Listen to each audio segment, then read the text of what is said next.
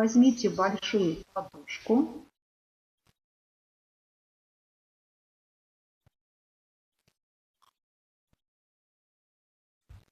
Сядьте. Вытяните ноги поверх большой подушки и разместите одеяло, свернутое валь, поперек коврика примерно в 30 сантиметров за спиной.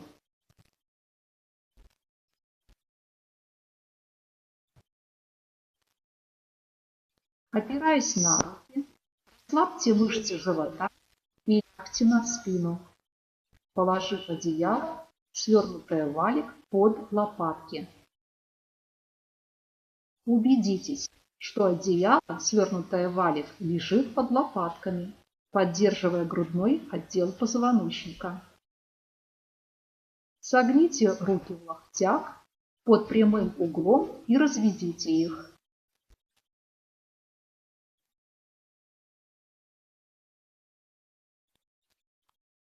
Удерживайте позу 5-10 минут.